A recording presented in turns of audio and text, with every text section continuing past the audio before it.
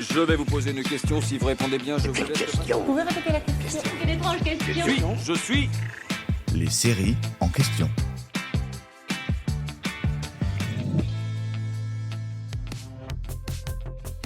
Sortez vos bignoux, vos coiffes de bigouden et le beurre salé du frigo. On va parler de Brocéliande. Alors déjà, Brocéliande, c'est quoi? C'est la série bretonne événement de la rentrée 2024 sur TF1. La fiction en 6 épisodes nous raconte les mésaventures de Fanny, une jeune biologiste parisienne à qui tout réussit jusqu'au jour où, en pleine soirée, elle reçoit une vieille serpe toute rouillée et pleine de sang. Sympa le cadeau. Mais ce n'est pas tout. On lui fait aussi parvenir une lettre l'accusant d'être responsable de la disparition de sa meilleure amie. On est clairement sur une grosse ambiance. En fait, 20 ans plus tôt, en pleine forêt de Brocéliande, au cours d'une soirée où tout le monde n'avait clairement pas bu que de l'eau, Laura, la bestie de Fanny, a mystérieusement disparu, tandis que la future biologiste, elle, tombait dans les vapes.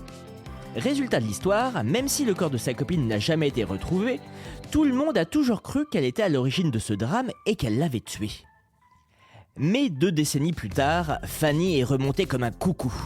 Elle décide alors de retourner à Brocéliande, sa ville natale, pour régler ses comptes et découvrir qui est le vrai coupable. Le problème dans tout ça, c'est que malgré sa bonne volonté, la meuf a légèrement la poisse et passe son temps à se trouver au mauvais endroit au mauvais moment. Mais Fanny n'est pas du genre à se laisser démonter. Et malgré les tentatives de meurtre en pleine forêt notamment, elle s'accroche coûte que coûte jusqu'à un épisode final absolument trépidant. Côté casting, c'est Nolwenn Leroy qui a été choisie pour incarner la fameuse héroïne poissarde de cette saga bretonne. Bon, avec ce choix d'associer la chanteuse de La Jument de Michaud à la Bretagne, on n'est pas sur une grande originalité, mais passons. Là où la production a fait un choix plus insolite, c'est pour le lieu de l'action.